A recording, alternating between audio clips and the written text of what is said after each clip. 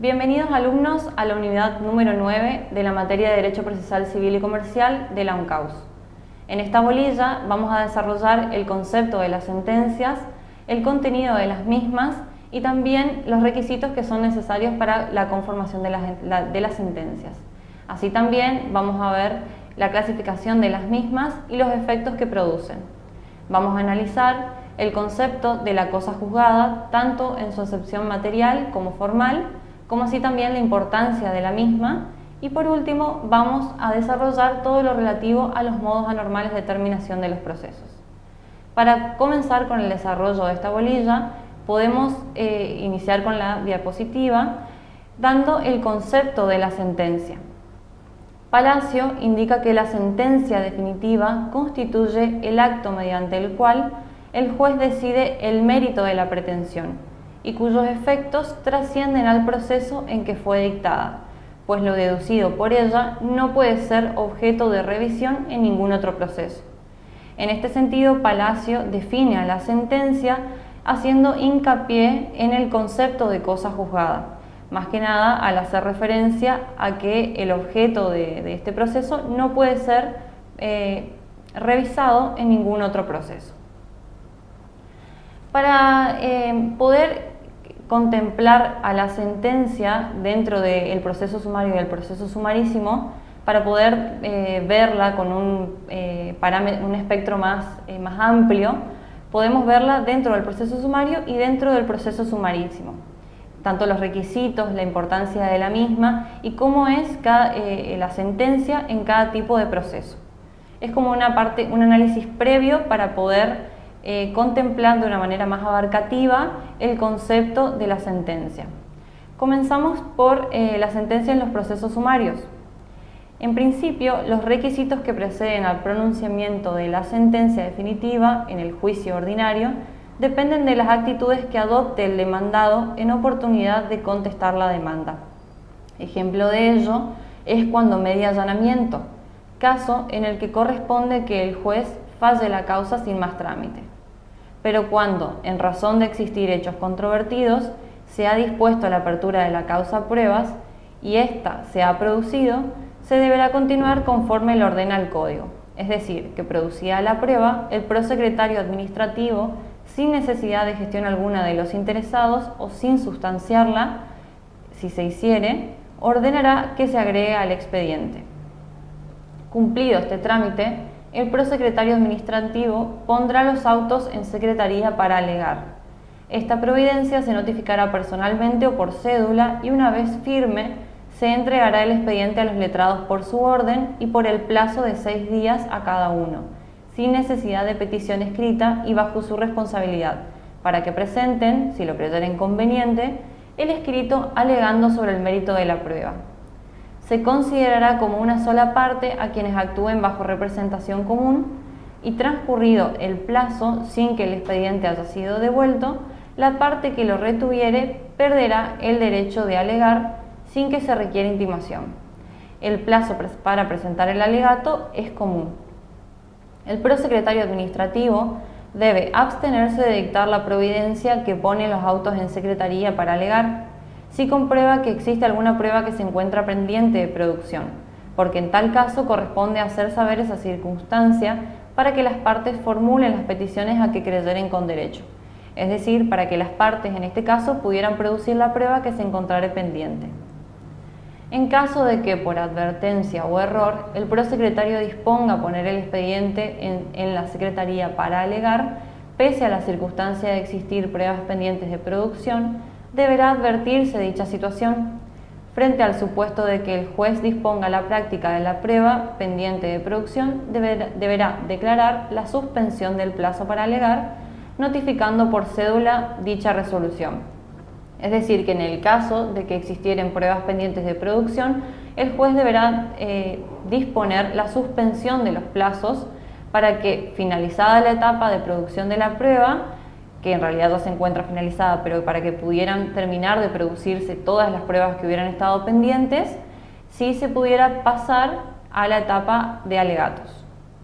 El alegato, para dar un concepto y que se pueda comprender bien esta etapa, es el acto mediante el cual cada una de las partes expone al juez por escrito las conclusiones que le sugieren las pruebas producidas en el proceso. No procede que los litigantes introduzcan cuestiones o defensas que no fueron puestas en oportunidad de la demanda, contestación o reconvención, debiendo limitarse a destacar el mérito o poder de convicción de los elementos probatorios, siempre en función de los hechos que fueron objeto de la litis, los cuales quedan definitivamente fijados en aquellas oportunidades. Es decir, que en el momento de presentar los alegatos, una vez ya finalizada la etapa probatoria, las partes no pueden agregar elementos nuevos para que sean considerados por el juez, sino que el alegato es una defensa, de manera resumida quizá, de cuáles son los elementos probatorios que más peso tienen y que podrían ayudar o contribuir a la convicción del juez. El plazo para presentar el alegato reviste carácter común, es decir, que vence para todas las partes el mismo día. De allí que el actor pueda diferir su presentación hasta que venza el plazo acordado al demandado, o sea, al vencimiento de los 12 días. En este caso hay que hacer una distinción muy importante para evitar confusiones. Hay que distinguir entre el plazo para presentar el alegato y el plazo durante el cual cada una de las partes tiene el derecho de retener el expediente en su poder para consultarlo. Este último, es decir, el plazo que cada parte puede tener el expediente en su poder, corre individualmente para cada una de ellas. Y si vencido este plazo que corre individualmente, el expediente no es devuelto al juzgado, la parte que lo haya retenido perderá el derecho de alegar sobre la prueba, sin necesidad de intimación previa. La demora en que puede incurrir el actor en devolver el expediente afectará naturalmente y aún podrá absorber el plazo que la ley acuerda al demandado para tenerlo al expediente, a su vez, en su poder. Es por eso que se ha decidido que, en tal caso, el demandado debe solicitar la suspensión del plazo para alegar hasta tanto el expediente sea devuelto, debiendo correrle aquel desde que se le notifica que el expediente se encuentra en secretaría a su disposición. Es decir que, naturalmente, si el actor demorare en entregar o en devolver el expediente a la secretaría, el plazo del demandado para la formulación de sus alegatos, es decir, para la formulación de su defensa, se verá afectado. Por lo tanto, deberá requerirse la suspensión del plazo hasta tanto el expediente sea devuelto a secretaría. En caso de litis consorcio, deben computarse tantos plazos de 6 días cuantos sean los litis consortes. Si, por ejemplo, actúan en el juicio 4 litigantes, el plazo será de 24 días, salvo que haya mediado unificación de personería, caso en el que se los considerará como una sola parte. Transcurrido el plazo para la presentación de los alegatos, el secretario, sin petición de parte, debe poner el expediente a despacho y agregar los alegatos que se hubieran presentado. Acto continuo, el juez debe dictar la providencia llamando a autos para sentencia.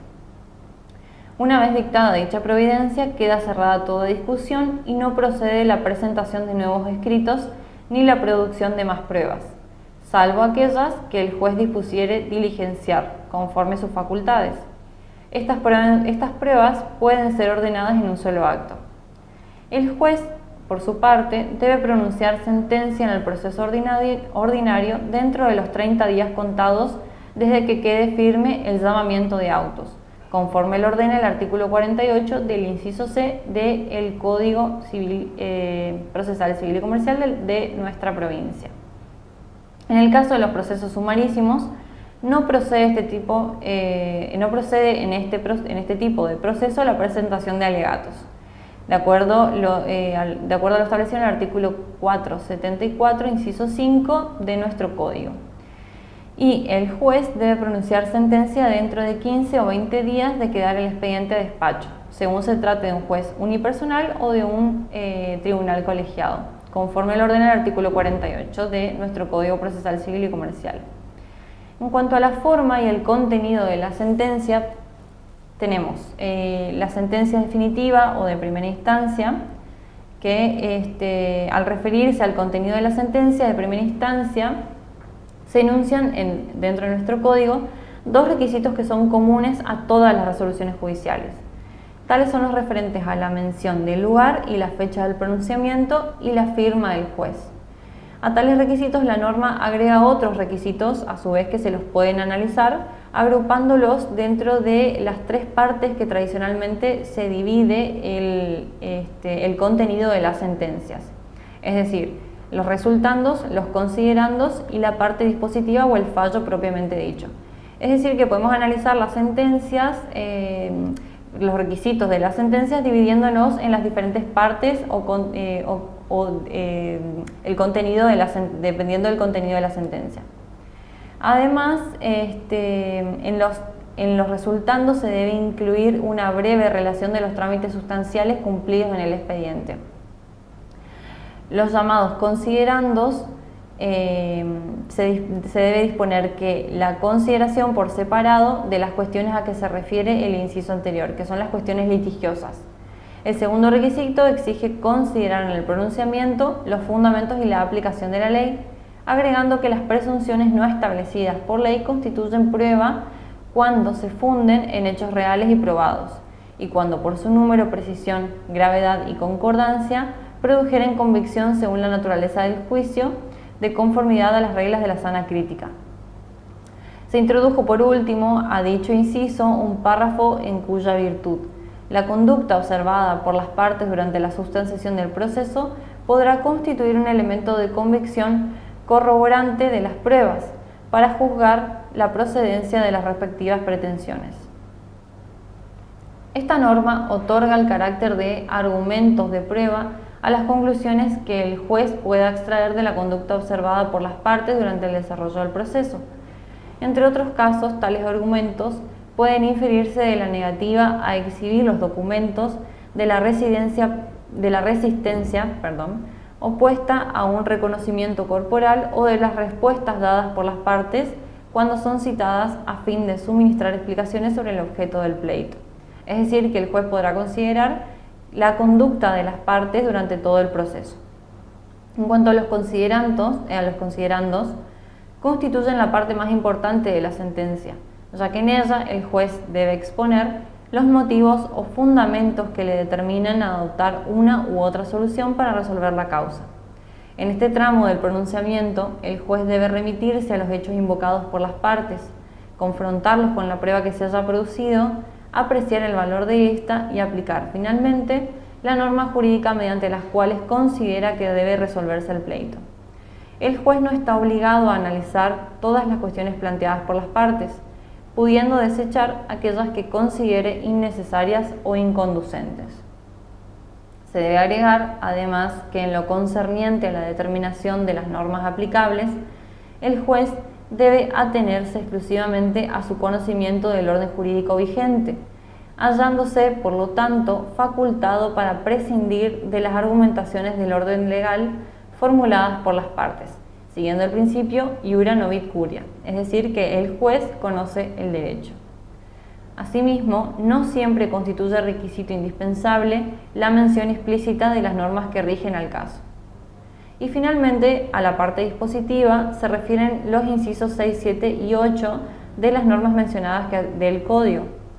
El inciso 6 exige que la sentencia contenga la decisión expresa, positiva y precisa de conformidad con las pretensiones deducidas en el juicio, calificadas según correspondiere por ley, declarando el derecho de los litigantes y condenando o absolviendo de la demanda y reconvención en su caso, en todo o en parte. La ley exige, como se advierte, una estricta correspondencia entre el contenido de la sentencia y las cuestiones oportunamente planteadas por las partes, lo que supone la adecuación del pronunciamiento a los elementos de la pretensión deducida en el juicio, es decir, el sujeto, el objeto y la causa. Se trata de una aplicación del denominado principio de congruencia, que constituye una de las manifestaciones del principio dispositivo y que reconoce fundamento constitucional, ya que comporta un agravio a la garantía de la defensa. La sentencia, por consiguiente, debe guardar estricta correlación con lo pretendido en la demanda o reconvención en su caso, lo cual no obsta que si durante el curso del proceso ocurren hechos que extingan o consoliden el derecho de las partes, como podría ser el pago, el cumplimiento de una obligación o la extinción del plazo, el juez puede hacer mérito de esos hechos sobrevinientes para rechazar o admitir la demanda.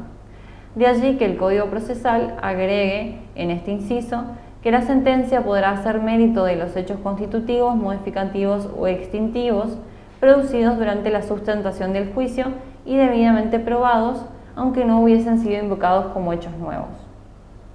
De modo que, por ejemplo, si se ha interpuesto la demanda con anterioridad al vencimiento del plazo de la obligación, cabe admitirla si tal vencimiento se produjo durante la sustanciación del juicio, ya que se trata de un hecho constitutivo que consolida el derecho del actor.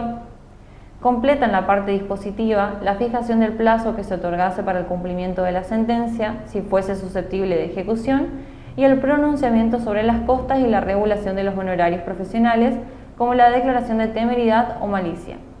A su vez, el artículo 181 contempla el caso en el que la sentencia contenga condena al pago de frutos, intereses, daños y perjuicios, fijará su importe en cantidad líquida o establecerá por lo menos las bases sobre las que deberá hacerse la liquidación. La norma transcripta supone, en primer lugar, que la parte interesada haya practicado la estimación de esos rubros y, en segundo lugar, que exista prueba tanto de la existencia de esos rubros como de su monto. El artículo continúa diciendo que en el supuesto de tratarse de frutos o intereses, si la fijación de su importe no fuese posible en razón de haberse omitido la correspondiente estimación, aquellos deben ser determinados por el trámite del proceso sumarísimo. Y finalmente establece que la sentencia debe fijar el importe del crédito o de los perjuicios reclamados siempre que su existencia esté legalmente comprobada, aunque no resulte justificado su monto. Pronunciada la sentencia, tal como lo expresa el artículo 182, concluirá la competencia del juez respecto del objeto del juicio y no podrá sustituirla o modificarla a la sentencia. La norma agrega que le corresponderá, sin embargo, en primer lugar, ejercer de oficio, antes de la notificación de la sentencia, la facultad que le otorga el artículo 50, inciso 6. Los errores puramente numéricos podrán ser corregidos durante el trámite de la ejecución de la sentencia. En segundo lugar, el juez deberá corregir, a petición verbal de cualquiera de las partes formulada en la audiencia o diligencia en que se pronuncie la resolución, o en petición escrita formulada dentro de los 3 días de la notificación y sin sustanciación, cualquier error material, aclarar algún concepto oscuro sin alterar lo sustancial de la decisión y suplir cualquier omisión en que hubiese incurrido sobre alguna de las pretensiones deducidas y discutidas en el litigio. Este inciso contempla el llamado recurso de aclaratoria. En tercer lugar, deberá ordenar, a pedido de parte, las medidas precautorias o de anticipación que fueren pertinentes. En cuarto lugar, disponer las anotaciones establecidas por la ley y la entrega de testimonios. En quinto lugar, proseguir la sustanciación y decidir los incidentes que tramiten por separado. Sexto, resolver acerca de la admisibilidad de los recursos y sustanciar los que se concedan. Y por último, ejecutar oportunamente la sentencia.